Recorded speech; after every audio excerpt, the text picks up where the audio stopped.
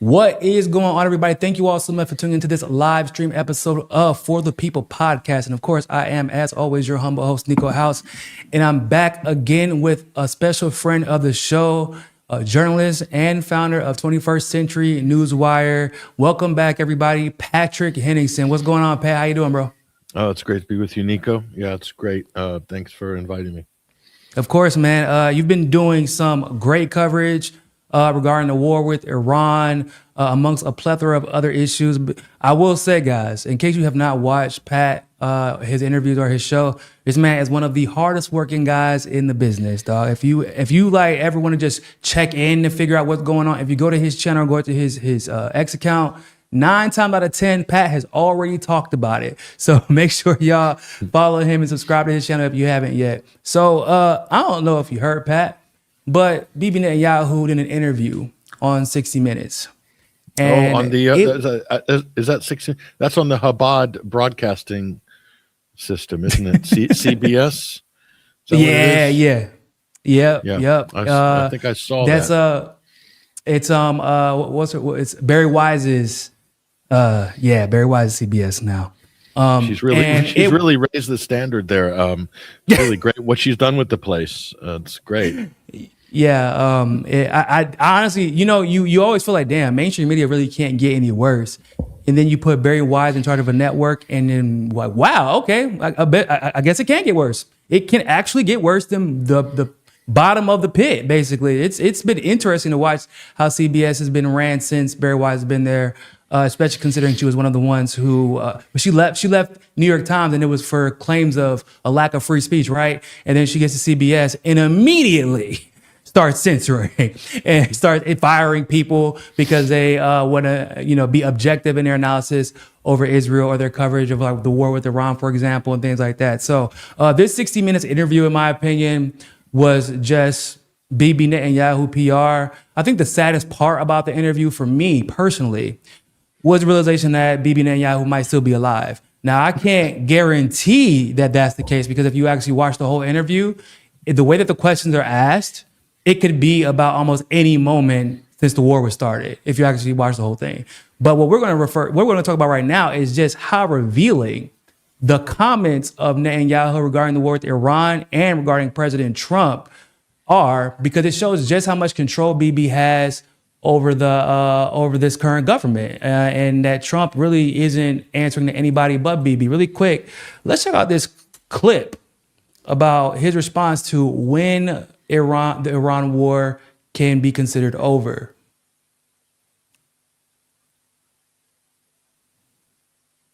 Is the war with Iran over? And if it isn't, who will decide when it is?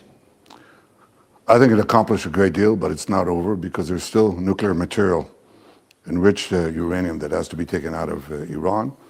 There's still enrichment sites that have to be dismantled. There's still proxies that Iran supports. There are ballistic missiles that they still want to produce. Now, we've degraded a lot of it, but all of that is still there, and there's work to be done.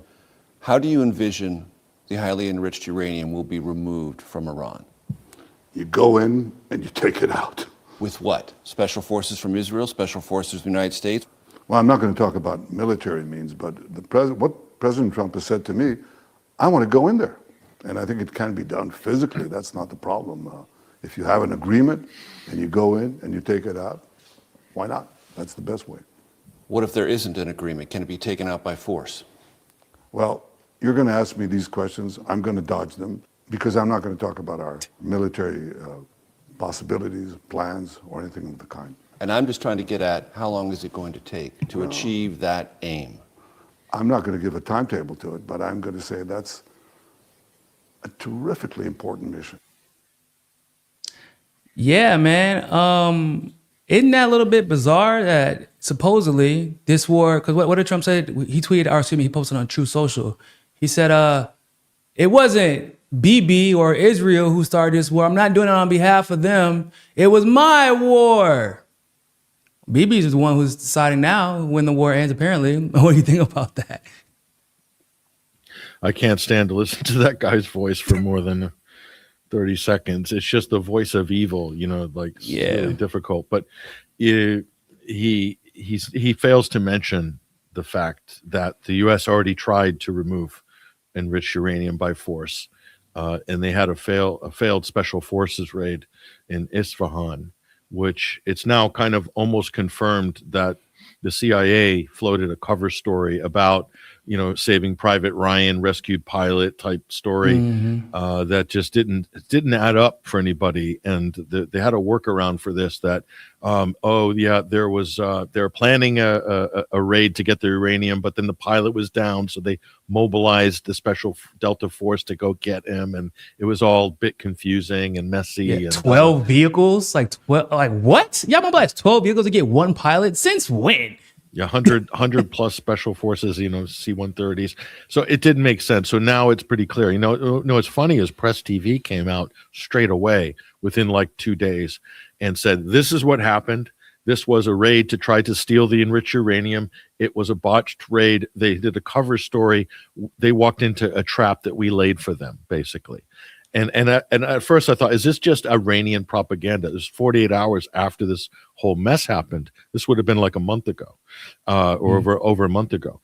And then now looking back, based on the stories that have come out this week, I'm like, Press TV was right. They said they said exactly what happened. So this was the Jimmy Carter moment, if you want to put it in those terms, of this kind of embarrassing failed raid. That's what it was, but it was on another level. The Carter thing, at least they were doing something honorable, which was trying to rescue U.S. hostages. Okay, fine, that's at least legal and productive. It failed. It was a failed mission. It was hugely embarrassing. It cost Jimmy Carter potentially re-election in the 1980 elections. However, what they have attempted here was a disaster, record losses in terms of U.S. aircraft assets. So this was Pete Hegseth and Donald Trump's Carter moment, but much worse than Carter. And the media have closed ranks and not reported on this at all in a critical way. What's interesting, Niko, if you look at the reporting, the Washington Post, they reported on the briefing of this operation, but they didn't report on the fact that the operation went live. And so when I saw that, I'm like, so they've gone halfway. So what have they done? It shows you even the mainstream never Trumper mainstream media, they have limits to how they will impinge on the U.S. security, national security state. And that's that's the way I'm reading this. And that this would be the end of Pete Hegseth's career, and it should be the end of Trump's presidency if that hasn't already happened already. Yeah. But so Netanyahu is just blowing smoke there. This guy has nothing left. He is going in front of the American public, trying to do a cope like everything's fine, it's business as usual. We're still in the driving seat, and we're just here to support President Trump and all this. And we all know the score. The score is clear. They dragged us into a war. It's a disaster for them. It's a disaster for us. It's a disaster for the global economy. So he is there. That's a desperate PR move under the Barry Weiss, Goebbels-esque boutique media outlet known as CBS. Yeah. So I 100% agree with everything you said. And also, so part of the reason why I think that this could have been a pre-recorded interview from a while ago is because you're absolutely right. We do know that there was a ground invasion attempted specifically to go after a facility that enriches nuclear uranium, and it was a failure, right? So I think it's almost like that part of the interview in and of itself can make you wonder, was this pre-recorded in case there needed to be some PR decisions made in lieu of Netanyahu potentially passing away? Because that is exactly for people who don't believe that Israel would do something like that. What was the president who passed or who was in a coma for 10 years? Not president, excuse me, prime minister who's in a coma for Ariel Sharon. There you go, Sharon. Are you talking about Sharon? Yeah, and it was widely believed that he had passed away. Nobody was buying that he was in a coma, or if he wasn't in a coma, it didn't last for 10 years and then he passed away. And then what's interesting is that was a guy who was trying to better relations between Israel and Palestine. And in his the only Israeli politician mentioned in the Epstein files was his successor, which is even more interesting, right? So this is something that Israel would do. Absolutely. Secondly, it's also interesting to me that Netanyahu basically seems to be making military demands, but then hiding behind Trump to justify it. He's like, oh yeah, Trump told me himself, man. He wants to go in there. He wants to go in. He wants to go in and get that uranium. He wants to do this. Okay, well, why? So what you're saying is that he told you himself he wants to go in. But I find it interesting. This comes about 5 days after Axios reports that there was a peace deal on the table. It's imminent, and it's like a 1-page memo or something to that extent. And there's a peace deal on the table. So 5 days after that happened, basically during the course of the weekend, they're like, yep, no, actually, there's no peace deal because I said the war needs to continue. And if you're questioning me, well, you're not really questioning me. You're questioning Donald Trump. I'm like, bro, this is one of the most unpopular. No, he is currently the most unpopular president in history. You can no longer hide behind him like you could before because he's not as popular as he was once before. I want to check out this other clip from him, not only really talking about Trump, but kind of showing how much control he has over U.S. politicians, really since forever, but he actually makes a reference back to the 2016 election and what Trump's plans allegedly were for Iran at that moment. Let's check it out.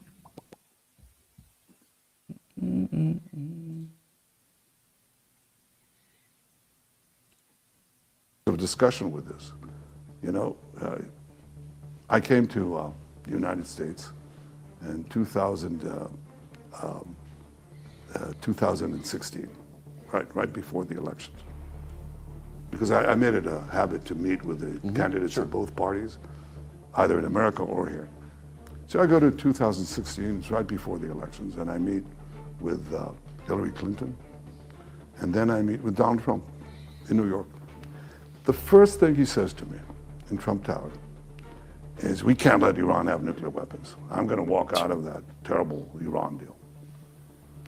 Jump forward 8 years later, there's another election. I meet President Biden and Kamala Harris in Washington, and then I go and meet Donald Trump in Mar-a-Lago. And the first thing he says to me. By the way, there was an election in between that. It's weird that he says he jumps like 8 years later. I was like, you didn't meet with anybody in 4 years? Why 8 years? Even before I sit down, he says, Bibi, we cannot let Iran have nuclear weapons. I'm not going to let it happen. So he's infused with this mission. Once again, clearly hiding behind Trump, but also demonstrating just how much control he exercises over both parties. Because we know Kamala planned on continuing to carry out the genocide, and there's really no guarantee, in my opinion, that she wouldn't have gone after Iran the same way that Trump is right now. But yeah, to me, once again, hiding behind Trump, and also Trump saying, "Oh, we can't let Iran get a nuclear weapon. I'm pulling out of the JCPOA." Huh? Those two things don't make sense. Yeah, he's the great deceiver. This guy is such an incredible liar, and Americans, especially U.S. congressmen, senators, eat it up. They just love it, as does, the likes of Sean Hannity and so forth. All these sort of toadies they've got lined up to do Israeli propaganda. But he's an absolute liar, and he's so disingenuous. It's fake. It's unbelievable. That idea about Iran not having a nuclear weapon, that came straight from Netanyahu's office. So he's making it up. Trump probably doesn't remember what he said in 2016 anyway. Facts. From one day to the next, 1 hour to the next. So it's confirmed that Netanyahu's office via Mike Pompeo instructed them to pull out unilaterally from the JCPOA nuclear deal in 2018. Okay, a year into Trump's presidency. That's a known fact. And the reason they did that was to create the pretext for this war that we see now, to say that, well, there's no deal in place to restrain the Iranians, and yeah, because you withdrew from it. no, but it was a terrible deal. It was Obama, a terrible deal. It was the worst deal. I would have never made that deal. It's complete BS. That deal, he begged for that deal now. He'd be lucky to get that that's deal. true. He'd be lucky to get. They'll never get anything close to the JCPOA. But that was probably one of Obama's. If you want to, I don't agree. I don't like the way that it limited Iran. But as far as just maintaining peace and stability, that was probably one of Obama's only achievements internationally. If we're being honest, his only achievement. That was his only achievement, and it was significant because it took 2 years to put together. It had all of the EU countries and Russia as guarantors, so it's like the thing was really locked down. It was nailed down really well. The only thing that could have destroyed it is if the U.S. withdrew unilaterally, and of course they did. So that was an important narrative piece to create this fake argument that Iran wasn't even developing a nuclear weapon. U.S. intelligence assessments confirmed that. All the JCPOA was a double guarantee that they wouldn't. That's all it was. So it's two layered. One is that there's no evidence that they ever had a nuclear or were developing a nuclear weapon.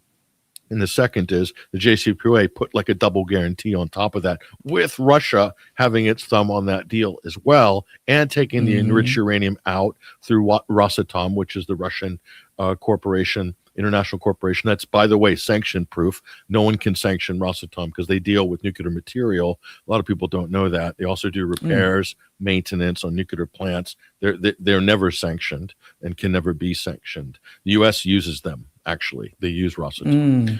But they were those types of firms were handling that for the JCPOA. So what Trump did was basically prep for the war. So that was the first step in this war. So this disaster that we're living through now, this unmitigated train wreck of a failed disaster of a war, Trump pulled the trigger on it in 2018, and then he keeps repeating this fake narrative that's so hard for anybody with an IQ above room temperature to sort of believe that it's a terrible deal, and that deal was he says, I mean, it's unbelievable the logic of this. He says that deal was a fast track to a nuclear weapon. So you remove it's literally Netanyahu wrote his talking points because he didn't even know how to make the arguments. And it's like, well, who else? The only other person we know who has made the argument that the JCPOA would lead to nuclear weapons somehow was Netanyahu at the time, right? That was 8 years ago. It was 8 years ago. Where's the bomb, Donald? Where's the bomb? Like, where is it? Well, Netanyahu's been promising a nuclear weapon since what, the 90s? He said that they were going to make it literally 2 weeks away. That's like how many fortnights? How many fortnights can you fit into 8 years? Like, it's like, where's the bomb, guys? During this interview, during the interview, he said if we didn't attack them, they were going to have a nuclear weapon within a month. What? Bro, I know you did not just. And what's the most frustrating part about these conversations with Netanyahu, other than the fact that like listening to a voice of a demon, like damn near blackens your heart and like leaves you insane. Like I cannot believe he just gets to lie like this. And I know you say he's an incredible liar, but I actually would beg to differ. I feel like he's a horrible liar and he doesn't even put any effort into it, because why would you have to when journalists don't even challenge him? He literally says, if we didn't attack them, they would have a nuclear weapon within a month. And you're not going to say anything about his other false predictions about nuclear weapons? You're not going to say anything. So, what about the nuclear weapons that you said would have happened if the JCPOA got passed? What about the way you said they were going to have nuclear weapons in the 90s? What about those times? They still don't have a nuclear weapon. Because he wouldn't be able to answer that question without looking like a complete and total idiot, right? And these journalists just let him slide every time he makes a prediction like that. Every time he claims, like, for example, he was talking about how, we have to get rid of the Iranian proxies because they're the ones attacking Israel. No, the Iranian proxies don't attack Israel. And I don't know if you want to really call them proxies, because that would also insinuate that every single country that the U.S. has ever given aid to is now considered a U.S. proxy. And if you ask them now, I'm sure they wouldn't agree. They'd be like, no, we know Ukraine, for example, is a U.S. proxy. Do they refer to it as a U.S. proxy in mainstream media? No. right? So, but he claims that they're like Lebanon and Hezbollah are attacking Israel. No, they don't attack Israel. They defend Lebanon. Yeah, and they only attack Israeli military. They only attack the IDF, and it's in self-defense, as you said. Israel still has maintained illegal occupation of parts of South Lebanon the whole time. Even after they quote withdrew in 2000, they've still illegally occupied land. So that means Hezbollah is practically in their charter. I don't know if it's verbatim, but they said that we will disband, we will dissolve as soon as the Israeli occupation is finished, and Israel's no longer a threat to Lebanon. And they're so far away from that right now that there's no reason for them to disband. So they're an ally of Iran. They do get support from Iran, but they're by no means a proxy. They are indigenous, organic, homegrown, armed liberation struggle, armed local militia. They defend their southern border because the Lebanese army can't. Why? Because the United States, because the Israel lobby pressures the U.S., who then imposes terms on the Lebanese government that the Lebanese army, that their national military, cannot have an air force, cannot have air defense. So they Go ahead. They don't have control over their own borders or airspace, and that's because the Israeli lobby have imposed that via the U.S. That's the reality. That's the reality of it. Hezbollah wouldn't exist otherwise. Yeah, Hillary actually kind of admits this. Hillary Clinton says, well, I keep talking to the Trump administration, and I even talk to the Israeli government behind closed doors saying, we need to work with the Lebanese government, which, I mean, technically speaking, would actually be Hezbollah if we're being real. But what she's referring to is the part that the U.S. has on lockdown and has under control. And she's like, we need to work with them. Huh? What do you mean work with them? Oh, like we need to make sure that they can, we need to exercise more control so they will be more equipped to destabilize Hezbollah and thus destabilizing Lebanon, making it easier for Israel to take control. They want them to disarm.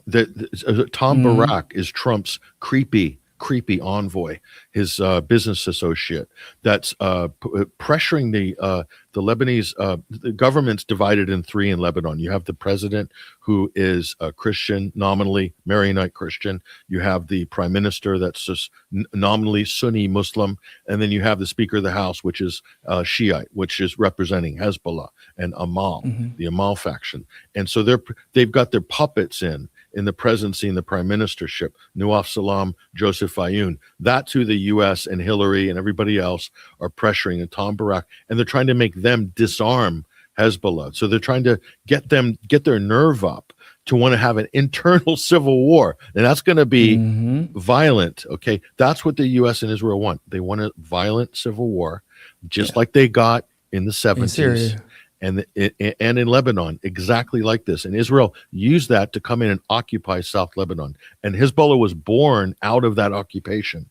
And they're officially constituted in 1985. This talk that Hezbollah is responsible for the Beirut Marine barracks bombing in 83 is absolute balderdash. They weren't even constituted as an organization at that time. But that is the lead accusation that Marco Rubio, Trump, and Hegseth and all these people lead with, that Iran is the number one state sponsor of terror. So you see how all these propaganda pieces fit together, all for Israel, all for Israel. That's what this is all about. And based in lies that don't make any sense whatsoever. If you like, just verify anything, like verify damn near anything that they say. Like, so one of my favorite new talking points that they invented, they said, well, Trump's not starting a new war. He's continuing the old one. It's like, what? What are y'all talking about? See, they've been at war since 1979. No, they haven't. No, who told you that? Who told you that lie? Because it looks to me like every general that has any sense and earned his stars is like, no, we will never do that because we can't win.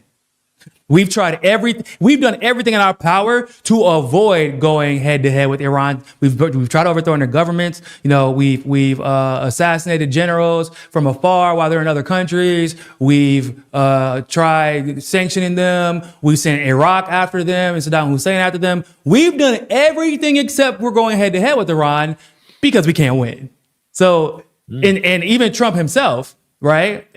Which makes it even more interesting that Bibi is claiming that he talked to Trump and that they always had intentions on going in there, because Trump himself did not want to go to war with Iran. He fired Bolton because of what? Yeah. Because of Iran. Because he wanted to go to war with Iran. Literally, that was it. So it's funny that BB is saying no in 2016. It looks like Trump was getting fed information, right? Because he's an idiot. He's an idiot that will believe whatever his Israeli Zionist puppet masters tell him. But with Soleimani, for example, he's claiming that Soleimani was a terrorist. No, Soleimani was literally known for killing terrorists. That was what he did. That was his full-time job. He would show up your country and know that in a few months the terrorists would be gone. And yet that he was convinced of this fact out of nowhere. And it was like he was working backwards from the conclusion that was given to him when he went on that weird speech, that jarbled speech that didn't make any sense when he was trying to justify an assassination that I believe was made without his consent. And that's why he had so much trouble trying to explain why it came out of nowhere, why it was done in Iraq, why it violated multiple international laws, well, you know what, why it was justified. So the person who was in the car with Soleimani was Abu Mahdi al-Mohandes, who was the commander of the Iraqi PMUs, the Hashd al-Shabi. Okay, and so it was a double assassination. Okay, now what happened there? Yes, I was with AP and other press in Iraq, and I met him the previous year, in fact, during a major press event that we had with the Iraqi Ministry of Defense, and so what the inside story of that is amazing. That was an Israeli-U.S. assassination. They lured them for peace talks. They lured Soleimani in for peace talks, and like the Israeli technique is to use peace negotiations to assassinate people. And so this was a typical Israeli op. So Israel was supposed to pull the trigger, and guess what?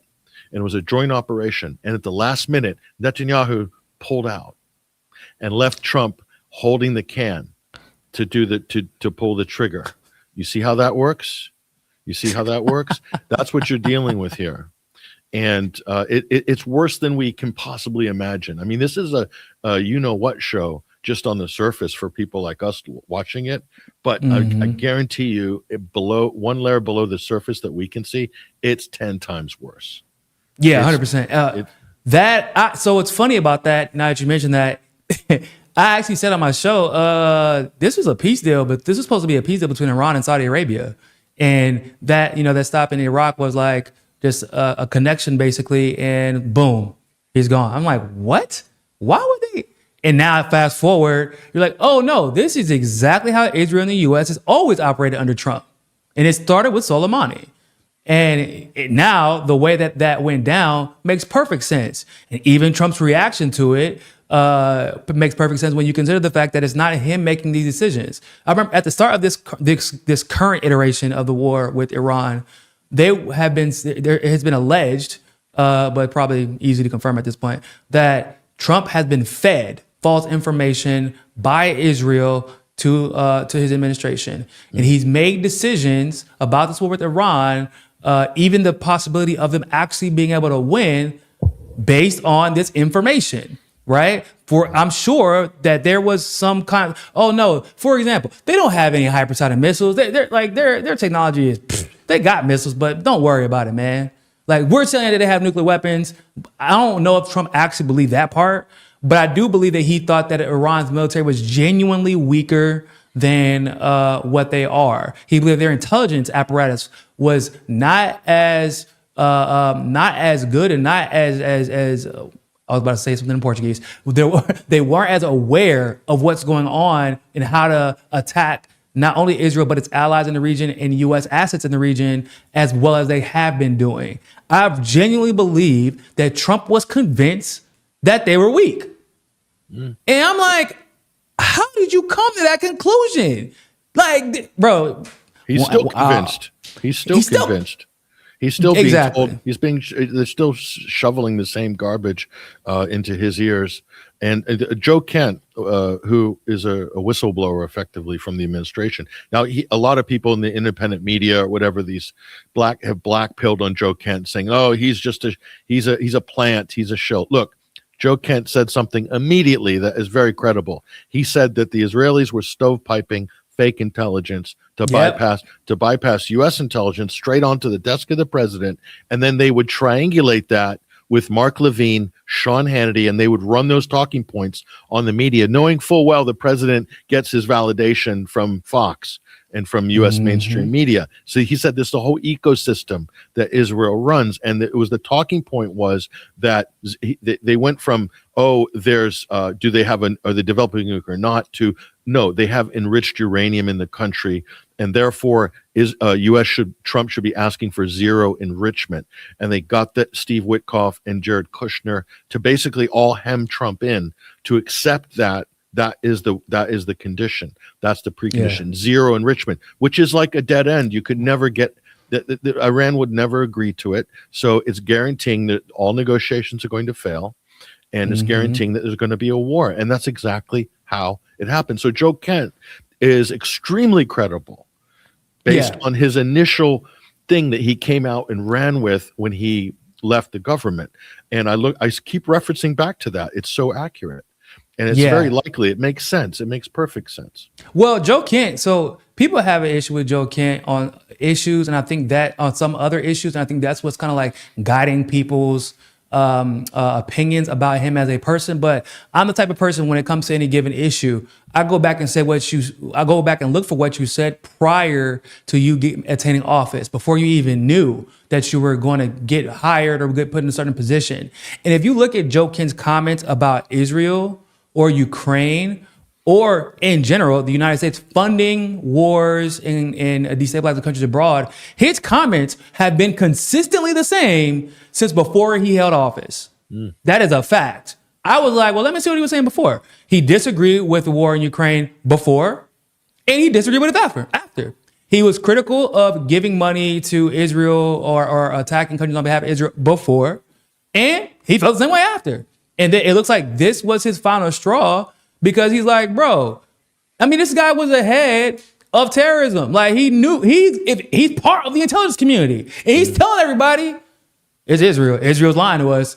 Who other than the DNI and the FBI? Who, I mean, we could tell, Cash Patel, that boy is Cash, right? Nobody believes anything he says anymore because he's clearly an asset. Like, if there's anyone who would know if Israel is controlling the information that Trump is receiving, it would be him. He's sitting in the briefings and he's coming out and telling y'all exactly what's happening. And people are like, no. Wow, this man quit. He said, I can't, because there are a lot of people who would not quit in that position. And what would they do, Pat? They will wait until after the administration was over, then release their expose, their tell-all book, start making the podcast runs about how they were always the voice of reason in the room, but the president wouldn't listen. Do you have have you got someone in mind there, Niko? Are you thinking about somebody there that might fit that? I mean, there's a few, ain't it? There's a couple. How about the DNI? How about the DNI? Right. Yeah, we know that's coming. We know that's coming. I can't wait for the book. Oh, can I pre-order it? Can I pre-order it now? Venezuela, locked out. Venezuela, I was not allowed to make a decision despite being a DNI. Man, I don't want to hear that shit. I tried to convince the president that this was going to be another regime change, never war. I mean, what's crazy about that is how she didn't make anything critical. She didn't make any critical comments about Joe Kent. But one of the reasons Joe Kent seemed to want to be part of the intelligence community was because of his respect for her, right? And that was all based off of what a lot of people thought she would be as a DNI, as a director of national intelligence. And so when he felt like he was overstepped in his like his job and his responsibilities were overstepped and ignored, and when he was telling people to go right, the administration was going left, he's like, oh, hell no, I'm out. Tulsi, we got confirmation that she has never denied that they literally ignored it. Like, yeah, we're not going to confirm with you before we attack Venezuela. So what's wild to me is who was greenlighting and signing off in the intelligence that they gathered on Venezuela. So if it wasn't the DNI, somebody was getting to do her job, and she didn't think that it was appropriate to leave. Yeah, the fishing boats, all those dangerous fishing boats that we had to blow up. All I'll say on that, Niko, is we could do a whole podcast on that one. But all I can say is what Joe Kent proved is that you can make a bigger impact outside of government if it's a just cause, if you have a moral and a good just cause, and it's bending towards justice and truth. Yeah. And he has done that. It's been an absolute tectonic earthquake because of what he has done in Washington. He has thrown a huge wrench into the wheel. Now, Tulsi had her opportunity to do that. It was a year ago. It was a year ago when she said Iran is not developing a nuclear weapon, and Trump literally looked deadpan at the media and threw her under the bus. Now that would have been her opportunity. She could have, I will argue, some people might say this is a bit too idealistic, but if she quit at that moment or right before the bombing in June, she could have stopped the war or severely disabled the war effort. Severely. Yes. There's enough people that hate Trump that would have rallied around her in the media and politically speaking. And they would have had no comeback because it's the U.S. intelligence assessment. It's right there. That's all of our agencies. They're not developing a nuke. So you've got her out of government whistleblowing. You've got the assessment from the IC. I mean, who's got the stronger hand there? Yep. Trump? And if she would have dropped out, there's a possibility that others would have followed her. Absolutely. I mean, look at Joe Kent. Absolutely. So that's a twofold, to me, winning argument that she missed her golden opportunity. But that's assuming that she is a person of a high principle, and that she's not just another Washington political careerist. And that's the argument that still you can make in terms of evaluating why she didn't do that at that time. So, I'm just saying. That's the only, I mean, it's actually scary how much of a careerist she's appeared to be since leaving the Democratic Party, or really since the end of the 2020 election, because, I worked with her campaign, and when I tell you, there was nobody that had any instinct that she would make this kind of type of flip, because her flip at that time, and I actually believe it, her flip was genuine. But her desire to want to be needed, the desire to be liked, the desire to be validated by these positions and these job titles was more important. That is what's scary and what's sad. Because the change in her reflection, because she would explain to me and to others that worked for her campaign how she flipped and how she was like, oh no, I learned that this was wrong because da-da-da-da. I remember criticizing her on Syria and her moving her position dramatically right after that, because she was like, oh, I didn't know any of this stuff. I'm like, well, yeah, it's true. And when she went to confirm it, she was like, wow, it is. Well, my position has changed now. And then she started being called an Assadist. So I know that those positions were genuine. But the fact that she has basically decided that her career is more important than her convictions, that makes an individual especially dangerous, because that means like you will go wherever the wind blows. And once you get position of power, this is what you're going to do. And this is the majority of his administration, which was clearly selected on purpose. You have a bunch of clout chasers. Absolutely. You don't have any leaders. You have people who are perfectly fine with having zero power as long as they have the title. Yep. Which is very unique that we've seen this. And you know what else? And this is probably gonna be very controversial. So let me just roll this one out and I'll get your comment on it. Okay. Look at the cabinet, look at all the different selections. There's a number of people in there that could have either challenged could have had a Senate seat, could have challenged for the leadership in 2028. Robert F. Kennedy is one of them. Tulsi is one of them. Carrie Lake, who nearly became governor of Arizona, who was total MAGA but very populist in her appeal. She lost by a nose hair, and but she could. They were talking about her as a potential. If she had been governor, she would have been his vice presidential pick in 2024. Okay, if she won, really? If she made it over the line in 2020 or 2022. So there's clearly, these are popular people with a lot of broad appeal. Tulsi, Carrie Lake, even Kristi Noem in her weird psychotic soccer mom type of way. She was being slated as a potential, presidential candidate, being a, decently good looking middle-aged woman or whatever. We now know she's batch, pardon my French. No, she's bad shit. She is. She is. So RFK plus all those people. So what does Trump do? Where does your career die? Your career dies in a government agency, HSS, DNI. Very true. He put Carrie Lake in charge of NPR. She was a CBS anchor, and he's demoted her. She'll never make it in politics again. She's screwed. She's tethered herself to Trump. That's going to the bottom of the ocean. She's going with him. So, and Tulsi, I mean, you don't go from DNI to be able to run for president. It just doesn't work. You need to be in politics. You need to be you need to be a legislator. You either got to be a governor, a Senate person, or a celebrity. God forbid.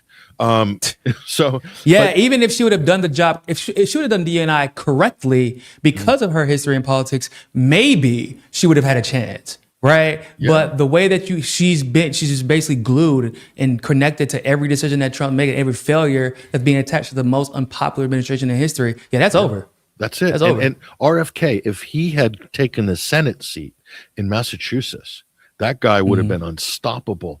Right. He would have steamrolled the Democrat ticket. I mean, to me, that's just going in the footsteps of his uncle Ted. I mean, it's just a no-brainer, right? So all these things are so counterintuitive. Why would you? But this is Trump's way of eliminating the competition within the Republican Party or any other party, and then positioning the people he wants specifically to in the line of succession. I can make an argument though that because it's Trump, so I'm not sure that he was a deciding factor on this administration. But I do agree that somebody in the Republican Party saw these individuals as threats, especially like RFK, for example, right? Yep. Because he was pulling so much from both parties, disaffected Democratic voters and Republicans who were still upset with Trump for everything that happened during the pandemic and some of the stuff that he did while president. So, and also, like, even if they like Trump, they're like, well, RFK definitely is more appealing overall. And so he was a threat. Tulsi was considered a threat because at that time she was kind of a wild card. You didn't know which way she was going to go, and that's not a good look. She goes where the wind blows, and at that point she could have taken a lot of voters with her, like you said. And I'm sure at some point Thomas Massie was floated just to get him to be a part of the administration. I'm sure of it. Well, and then he definitely is now. I mean, he's in that conversation now, and you look what they're doing. They're trying to basically unseat him right as we speak. Yeah, because now what I find interesting is that the Republicans are creating their own demons, right? So, and what I mean by that is, you might have been able to win in 2020 or in 2028 because Trump is gone. So, like, there will be no more cohesion. That whole MAGA economy will flounder. The Democrats, yeah, right. Literally, like, it's a race to the bottom, basically, and we're trying to figure out who has the lightest anchor at this point. Yeah, but when you now, because of Trump's policies, you got Massey to deal with, and you've pissed Massey off and given him, and because I'm gonna go ahead and say Israel murdered his wife, and nobody's under any disillusion that it's any other possibility, then he has nothing to lose. Joe Kent, who also fought a war, or who lost his wife, watched the military to a war likely started by Israel, right? Lost his wife and is pissed off. And now he's more I didn't even know who Joe Kent was before he got fired. And now this guy's one of the most popular guys in media. And even to a lesser degree, Marjorie Taylor Greene. Yeah. Who's better than almost every Democrat on the issue of Gaza. Like, you're creating your own demons. And if Thomas Massie or Joe Kent decided to run, and either of them win the Republican nomination, the Democrats are screwed. But the Republicans are not going, the rhinos are not represented. No. Do you want me to give you one more? This one will blow you away. One more. Matt Gaetz. Matt Gaetz. Yeah. I forgot. So did you know how that one was engineered? Do you know how they yanked him out of the House? How? So he's the one that got McCarthy ousted as party leader. I remember that. I mean, he ran that mutiny, and he did it single-handedly. So very talented, totally safe seat. Nobody could have flipped his seat as long in Florida, and he probably would have been in line for governor or senator in another 4 years. Even within the next election cycle, he would have been an heir apparent. Possibly, he could have done it. Okay, so At the minimum, Nico, future Speaker of the House, at the minimum. And he's the only one that voted against Israel, that on the anti-Semitism law, that voted to pull the troops out of Syria. In the Republicans, he led those charges. So he was the only one that wasn't bowing to Israel. So what did they do? Very clever. So who was in charge of the Trump transition team between the election and the inauguration? That was Jared Kushner and Howard Lutnick. Well, we know who they work for.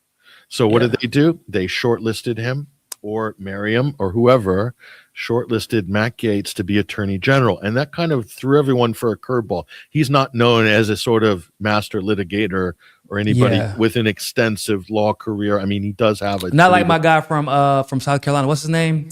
Oh man, what's the guy from South Carolina who I think he actually didn't run again because he was exhausted of dealing with Byron Donaldson. No, he had white hair, kind of like a pointy face. Oh man, I cannot remember his name. From Oklahoma, Trey Gowdy. Gowdy, yes. There you go. From Trey Oklahoma. I think he's from Oklahoma. But yeah, like Trey Gowdy, a pit bull. Like a really good, he is. He's on it when it comes to any type of legal stuff. Yeah, a litigator. So what they did with Gaetz was they promised him the AG position, okay, and then they pushed up a fake scandal in the media that had already been put to bed, where he was honey trapped by Israeli operatives in a fake underage sex sting, and it totally flopped, and it was kind of exposed. Gaetz was vindicated.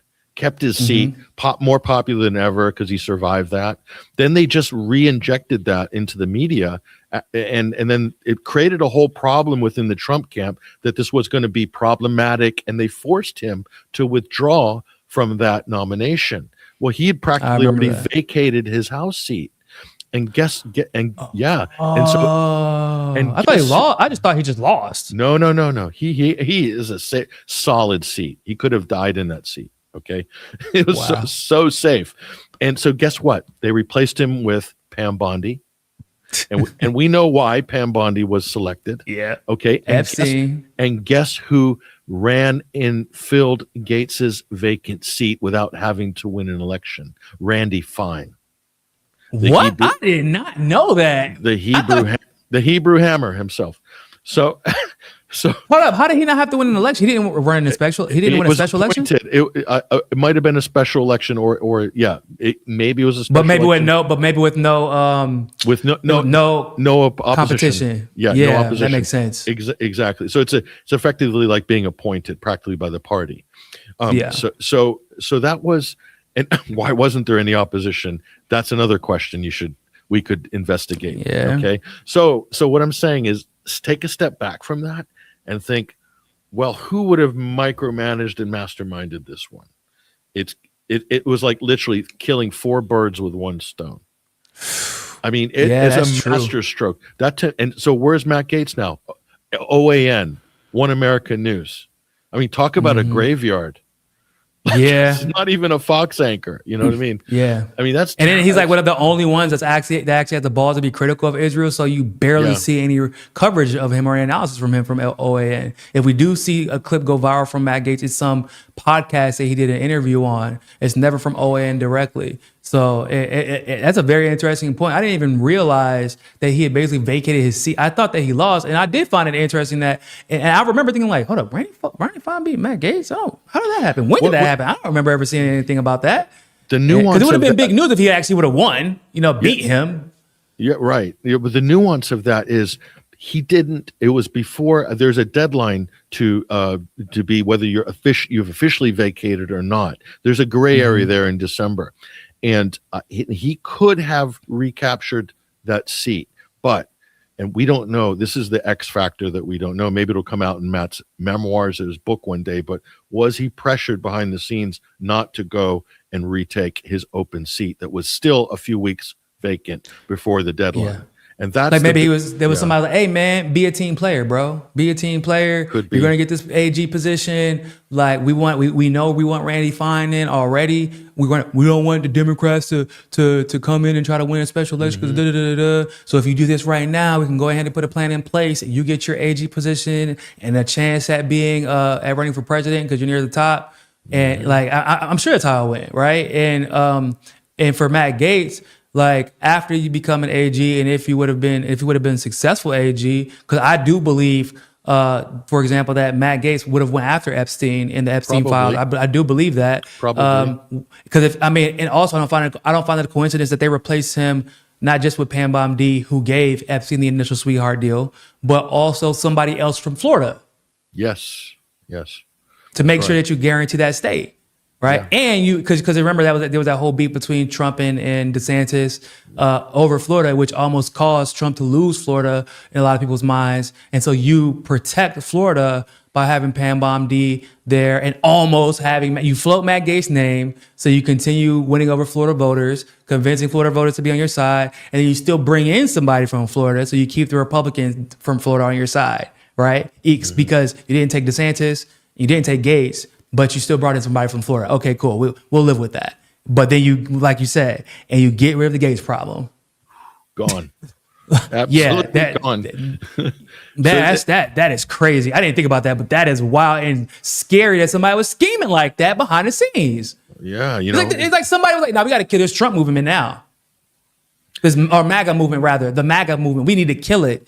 Yeah, we can let people be convinced that MAGA movement is still a thing. But when you really look at it, the people who would have been considered MAGA and like in the traditional populist sense of being anti-establishment, et cetera, anti-war, or at least unnecessary wars, things like that, that made the MAGA movement so popular, they've taken all of them out. They take everybody. Yep. And they gone. to the point where podcasters are like, yo, they lost Tucker Carlson. Yeah, I know. Like Tucker Carlson was trying so hard to be amenable to the possibility that Israel is still the potential victim in this whole situation. He was trying.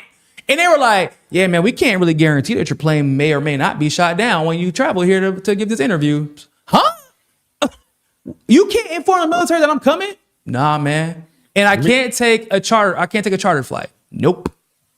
Only a private plane. So tell the military I'm coming. Sorry, that's not really their purview. Your private airspace isn't in the military's purview. Nope. And it ain't like, come on, guys. When you look at it, Pat's kind of right. It looks like Pat might be right. That's like, this might have been done. The whole thing might have been done on purpose. You got a bunch of clout chasers who, because of the world we live in, had a chance to take the MAGA movement and maybe turn it back into something genuine, and the rhinos would suffer. The rhinos and the dinos from both parties, right? They would suffer if there was a genuine populist uprising, because we've seen times in history where something like that happened. Henry Wallace would be a great example. Many people who didn't consider themselves to be communists, despite the fact that Henry Wallace was one, they would have voted for him. He was the second most popular politician in the world. He was only second to FDR, and once people got to actually know Henry Wallace more so than FDR, he would have been the most popular. That's why they had to cheat to make sure that he never became president, and change the rule to make sure they never had to deal with, if they, somebody like Henry Wallace got in, they wouldn't have to deal with him for more than 8 years. That was done because of him. So it's scary to think that there was a strategy put in place since the beginning. Like, we got to make sure that we don't have this anomaly of a Trump come back in where there's a level of unpredictability that Israel isn't really, that they don't know if they could be fully in control of. I do believe at the beginning there was a level of unpredictability, but now those Epstein files, they're getting put into good use. But I do also feel that this is the last opportunity for them to use the Epstein files to try to achieve this greater Israel project, because there's nobody else. I mean, those files they're hitting their expiration date because of the age of these politicians. Some of them have already served in their offices. Some of them are wildly unpopular now. So Trump is the last president in which they can use these Epstein files to the fullest extent. And I feel like maybe we will only get the Epstein files after Trump is out, and it'll be like this retroactive. Oh, look at what I did. Give me credit. And moreover, this is the last president that will be this much in the tank for Israel, that will be this supportive of Israel. It clearly, look at the opinion polls of the last week, just that alone, plus everything before. But everything is bending away. If you look at the age groups and the opinions on this, the next generations, they're not going to see like this boomer peak that we're seeing right now. And Trump just exemplifies it. Netanyahu knows this. He studied. He knows. Netanyahu knows U.S. politics better than anybody in America. That's true. He deviously so. So he knows this is his chance. This is his window. He's got a 3-year window. Otherwise, it's not going to happen. It ain't going to happen. And so they're desperate. He's not protected anymore because he's definitely using these wars and his influence over U.S. politics and U.S. politicians, specifically Trump, to avoid these corruption hearings and corruption charges, and avoid staying and avoid ending up in jail too, right? And ending his prime minister and all his influence and everything. He's using all this is obviously to extend the Greater Israel Project, but principally to protect him. Like that is his number one goal. After, I think the next election, we'll hear a lot of talk about Israel because of the negativity, right? So now that's got to be, because it's still a popular topic, but there's a lot of now like you said, the conversation has changed. Before, we would barely hear about Israel until this genocide happened. I think the next conversation about Israel or next election will have a lot of conversation about Israel. But after that, it'll just be to say who will stand up to Israel. And if you're not willing to say that, you have zero chance in the in the primaries. And then there'll probably be almost no talk about it once you get to the general, because the primaries will have an established precedent of nobody supports Israel. So if you want to win, you better settle that now.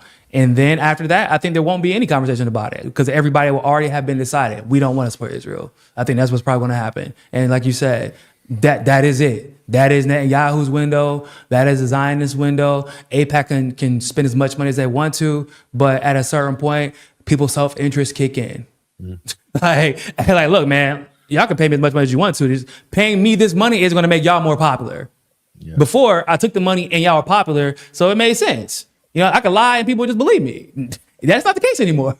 So you can offer me as much money, but it's not going to make y'all more popular. The news is already out there. The genocide already happened, and Yahoo is wildly unpopular. The Greater Israel Project is a failure. So, move to Argentina and rebrand, and we'll readdress this later. I do want to move on. Go ahead. I've got to bounce, unfortunately, right now because at the top of the hour.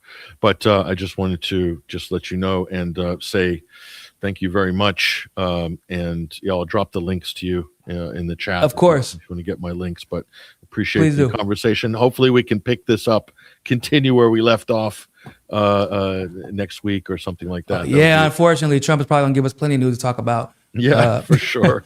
I got a prediction before you go. By the end of the month, probably on or around May 25th, that's when the actual ground invasion will start. Because it has to be, always a holiday. 25th is Memorial Day. And they have to do it before the World Cup, which is June. Before the World Cup, yeah. They got to start it before because you're not going to do it during the World Cup. So I believe that's what's going to happen. And and it's the worst possible decision that he can make. So that's probably a decision that he's going to make. Everyone should boycott the World Cup. I agree. Sorry to say it for football fans, but that would be the right thing to do. Yeah, it's true. It's true. So appreciate you, Pat. Yep. Thank you, Niko. Take it easy, man. All right, everybody. I want to move on really quick to AOC's comments about Marjorie Taylor Greene. So y'all know, surprisingly enough, as much as I've had my criticisms of Marjorie Taylor Greene, she has been surprisingly consistent on the issue of Gaza, which was, once again, a surprise to everybody, considering not only has she basically gone along with most neocon policy issues, she's gone along with basically everything, the immigration nonsense, all of it. For whatever reason, the Gaza issue, like with Candace and Tucker, that was like her red line. I can't really explain why that's the case, but it is. And on the opposite side of that fence, AOC has been absolutely abhorrent when it comes to the issue of Gaza. Once again, as a leftist, the issue of Gaza is a slam dunk. The fact that the Democrats likely lost solely because of Gaza. Kamala Harris was an awful candidate, but it wasn't like Trump was that much better. He wasn't offering much more, right? He was inconsistent. He was saber rattling more than in 2016. He never really addressed Operation Warp Speed. He didn't address bailing out the corporations and giving out that $1 trillion care package to them. Like, Kamala and Trump were both awful candidates, but what ultimately sealed the fate of the Democrats was Palestine, despite the fact that it was a slam dunk issue. Like, how do you get genocide wrong, right? Yeah, AOC managed to get it wrong. AOC managed to get it wrong. And at some point, Marjorie Taylor Greene woke up and was like, yeah, this is not really, it's a no-brainer. There's not really anything to think about. This is insane. And we're spending our money on it. So when AOC was asked about Marjorie Taylor Greene and her stance on Gaza, her response was absolutely ridiculous and actually a flat-out lie. So let's check out what AOC had to say about Marjorie Taylor Greene.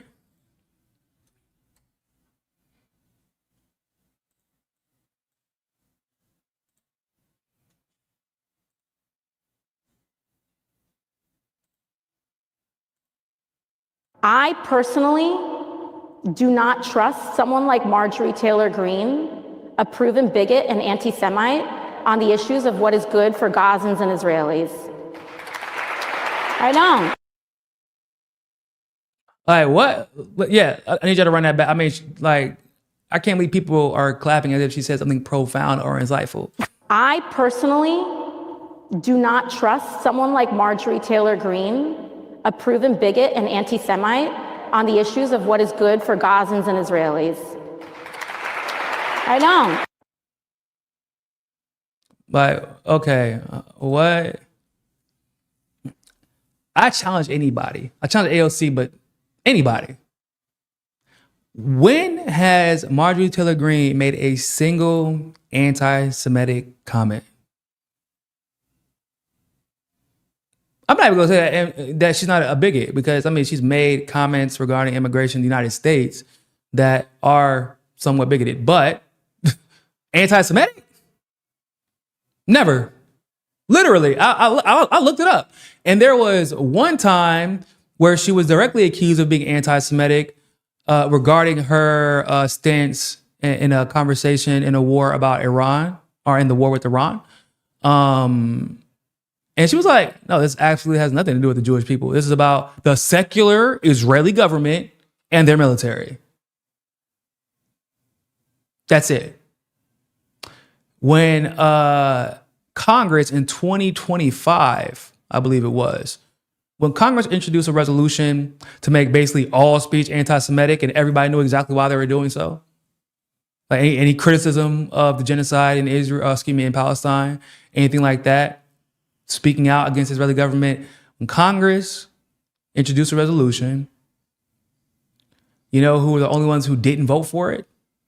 MTG and Rashida Tlaib. Meanwhile, on the other side of the fence, we have AOC, who did vote to support that resolution. She also voted to send weapons to Israel. Obviously, y'all know she voted for the Iron Dome before. AOC, the same person who looked y'all dead in your face during the Democratic primary and said, Kamala Harris is doing everything she can, and will do everything she can to end the genocide in Palestine. Knowing damn well, we watched Kamala Harris on the campaign trail various times specifically say, yep, we're going to continue Joe Biden's policies in Palestine. There was zero intention on doing anything different. What is happening under the Trump administration right now is exactly what would have happened under the Kamala administration. It's just that maybe Jared Kushner wouldn't be so intimately attached to the administration while it was happening, but he would still definitely be involved in Israel as they were working on their marketing plan, what they plan on doing with their new version of the demolished Gaza that they're putting together. That's the only difference.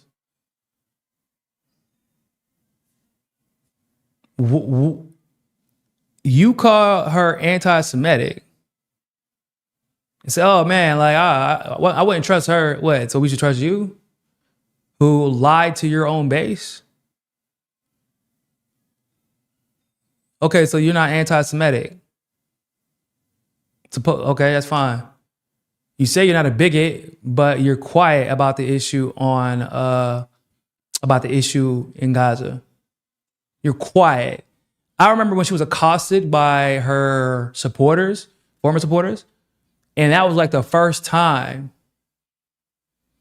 That was the first time she actually said the word genocide, because they were like, why wouldn't you call it a genocide? This was during the election. Why don't you call it a genocide? Why wouldn't you call it a genocide? Why? I have said it, then say it.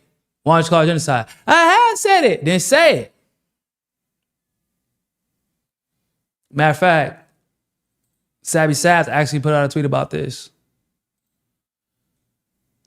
So I don't know if y'all, this was in 2024.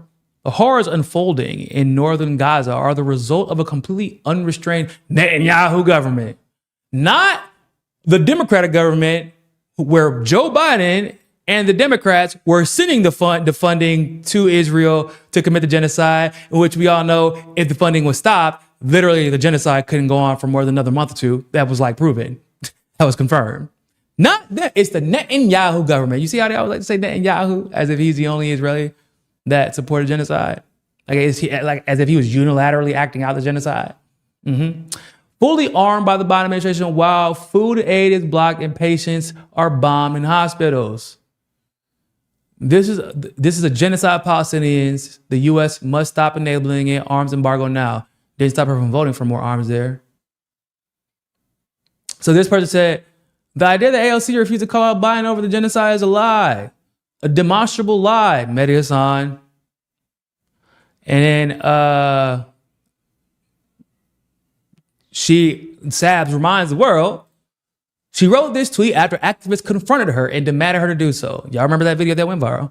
She then supported weapons going to Israel. Facts. She then lied and said they were working tirelessly for a ceasefire. Facts. She did not call out Biden relentlessly the way MTG, Marjorie Taylor Greene, did Trump. Also facts. Mehdi has me blocked, so he knew I couldn't reply to this. Because she replied before. Everything Sab said in that tweet is facts. So what is AOC talking about? Like, this is why all of us that are actually leftists, anybody who's been paying attention knows, they try to run AOC for president. Her candidacy is dead on arrival. Because we already know the U.S. population, the U.S. voting population, thank God, has decided genocide is actually a red line. It's largely the reason that Kamala lost. It's largely the reason why Democrats lost across the country. Genocide is a red line. And if you're supposed to be the party that fights on behalf of the disadvantaged, of the disenfranchised, of the less fortunate, and you can't get the issue of genocide right, an issue that absolutely has to do with Zionist supremacy, white supremacy, then why would I trust you to get literally anything else right when push comes to shove? No.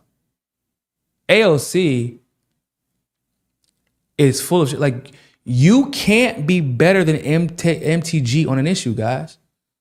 Like, that's where we are with AOC now. AOC can't be, she's not better than MTG on the issue. She's worse than Candace Owens, Tucker Carlson, everybody that she would call a bigot, racist, warmonger, et cetera, which at one point probably was true in some degree, especially for MTG. Maybe it is true to some degree. But with, like, you can't be better than them on the issue of kids being genocided, bro. Do you know Israel dropped a thermal bomb this weekend and literally evaporated Palestinians. Innocent Palestinians, not Hamas, nothing. Just dropped a thermal bomb, bro, evaporated them. Gaza has become a test site for Israel's weapons. Because if they try to use that shit against Iran, getting blown out the sky. Certainly.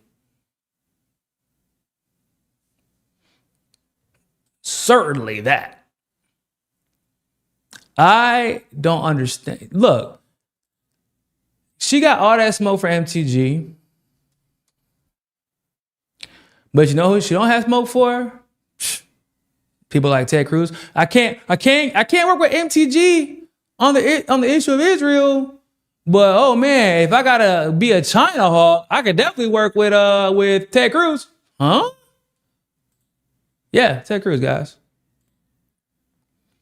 Max Blumenthal talks about it here. AOC will not team up with MTG to sanction Israel because of identity politics, even though she was claiming that she wanted a weapons embargo in 2024. Interesting, huh? But she knows she can't run for president without Israel's help. So here we are. But she teamed up with Ted Cruz and Tom Cotton to call for more sanctions on China. And this is based on the NBA. And this was build upon your statement of October 8th, in which you said the NBA will not put itself in a position of regulating what players, employees, and team owners say or will not say on the issues, by clarifying that A, NBA players, staff partners, and the fans in the United States are American persons. As such, you report that the right to express their opinions, no matter the economic consequences, and B, while the NBA will follow Chinese law in America, or in American laws and principles in the global operations, including by not conditioning employment or any guidelines of expression on international political issues. Suspend NBA activities in China until the government-controlled broadcasters and government-controlled commercial sponsors end their boycott of NBA activities and selective treatment of the Houston Rockets, and emphasize the association will stand unified in the face of the efforts by the Chinese government-controlled entities to single out individual teams, players, and associates for boycotts or selective team treatments. So this was with Ted Cruz, Tom Cotton, AOC. Right, those are the biggest names on this document. Are we kidding, guys? Like, first of all, y'all want to get upset because China, of the actions that they're taking regarding the rockets, because of the comments that they've made about China, which are demonstrably false. And this is the same country that has, 38 states where it's illegal to criticize Israel.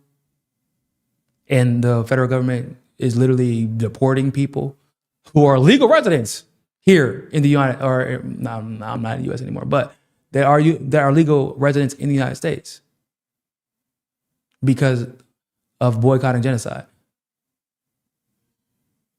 Y'all are, like, AOC is working with those individuals who support this administration and support genocide so that they can sanction China over a basketball team. Sanction China over a basketball team. Think sanction China, the entirety of China, which, by the way, we can't afford to do. Hell, the United States already lost billions of dollars because of Trump's little economic war, trade war that he had with China in 2018. Billions. You know where they went? Right, all that money went right to Brazil. Literally made so much money from Trump's mess up, from him fumbling the bag, that Brazil had to build out the port where they received these products from China and engage in trade with China, even more so because they made like $60 billion in 2 years, something like that. Something insane. Yeah. And y'all want to sanction China even more over an NBA team? Good luck with that. And instead of AOC calling out how ridiculous this is, how xenophobic it is, how it's just another attempt by these war hawks to point the finger at China so that they can justify whatever war that they have in mind, they have in store in the near future. Nope. You know what she does? She signs with Ted Cruz supported sanctions on China over an NBA team. Not all of it, not the whole NBA, y'all. Just one team.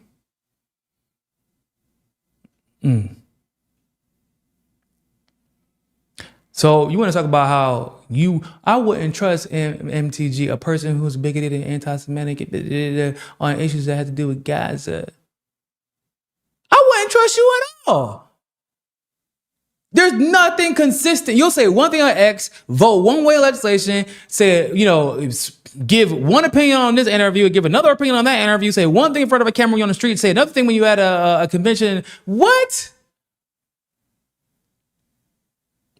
You are worse than MTG, AOC. How does that make you feel? How does that make you feel that the world knows that you're like, because you can't even give an opinion. You can't, I don't trust MTG on what's best for Gaza and Israel. Okay, and what do you think is best? Give us your opinion.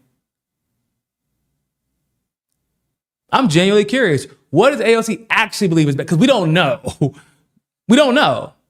You couldn't have thought that ending the genocide was best, or else you wouldn't have told us all to vote for Kamala. You'd have said, don't vote for anybody until they promise you that the genocide will end.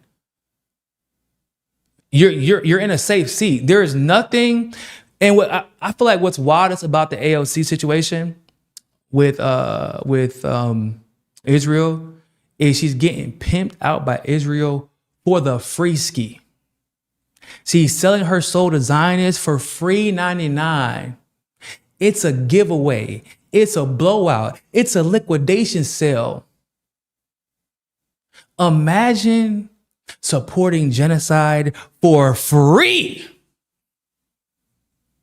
At least everybody else, except for what's her name in Texas that just lost. At least basically everybody else is supporting Israel to the degree that they're supporting it, that's supporting genocide. They're getting paid for it. AOC is getting pimped out by Zionists for free. That is shameful, guys. That is shameful. You're not even getting your money. And I guarantee she was promised the presidency, right? That's what somebody told her at some point. Hey man, look, we know you can't accept the money, but don't worry, because we're going to make sure that you're the president of the United States one day. You're going to be the first female president.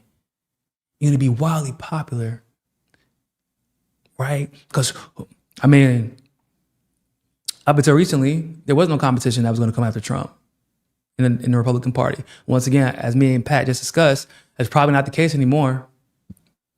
That's if the Democratic Party even let her win, because she's an idiot who actually believed the Democratic Party would let her win. But even if she did, she beating Thomas Massey if he decides to run? Hell no. She beating Joe Kent if he decides to run? Hell no. Especially those two. But you can't even beat Marjorie Taylor Greene if she so happened to make it past the Republican primary. But from my instincts are telling me that Massey, because I think Massey's going to run for president and make a decision. Like, I think that he's seeing where the government's going. He's like, if I can run for president and win, cool. But I think he's going to go out with a bang, because he can retire from Congress now and chill on his farm, for the rest of his life. But he's definitely going to use his platform to call as much attention as possible to these very important issues, in a way that the world can no longer ignore before he goes, even if they don't let him win. But, I mean, there's only so much you can do, because if you don't let him win, Joe Kent is right there, and MTG is also right there. So and I don't see anybody like Marco Rubio had it. Boy, his loss was embarrassing. Ted Cruz's loss was embarrassing. Y'all couldn't beat Donald Trump. And Trump is 1% of the candidate Thomas Massey would be. You think that AOC could beat any of those three? But she's getting pimped out for free and I can almost guarantee was given a promise of being the president one day, being the first female president. It's kind of obvious at this point. Yeah, not anymore. Yeah, you're not gonna be the president of nothing. And if this keeps up, you're gonna be the president of your own AOC fan club, party of one. Because you're getting exposed more and more every day. And the people that were in your bag, like you gotta rely on Mehdi Hassan now. That's who you're relying on to give you clout. You gotta rely on the Don Lemons of the world, the Hassan Pikers who nobody has confidence in, the TYTs and Emily Vigil. Okay, cool. Yeah, we don't like them. We don't like them either. You know who watches them? Liberals. Liberals who call themselves socialists because they think it's cool. But people who actually vote, who are actually active, who are on the ground, yeah, nah, who pay attention, no, you're gonna get like, bro, I'm hoping AOC runs for president. I cannot wait to go down the list of every way she's fucked up since becoming a congresswoman. Whether it be Syria, whether it be Gaza issue, whether it be Venezuela, supporting Kamala, supporting Biden, despite the fact that everybody knows Biden and Kamala cheated. She knows that happened, didn't care. Whether it be firing her staff members who were riding out for her since the jump. Like, yeah, that happened. Whether it be Chakra Barthi, who was her chief of staff, leaving because he's like, yo, she's so bad. Like, I'm not about to attach my career to her anymore. Bro, please run for president. Because I would love an opportunity to just go through a long laundry list of bullshit that throwing Tara Reid under the bus. I mean, the list goes on. And once again, worst of all, you're a supporter of genocide. In fact, you couldn't even say the word genocide until you got accosted in public. With that being said, everybody, thank you all so much for tuning into this live stream segment of For the People podcast. Make sure you like the video. Make sure you comment below after the video has posted. If you are still here, you can become a premium subscriber and support the show by clicking on the links in the description. You can become a premium subscriber on YouTube or on Patreon and help us continue to grow and get some assistance with posting more videos and making more content for you guys. Other than that, ladies and gentlemen, always remember, more than anything else, find your balance. Peace.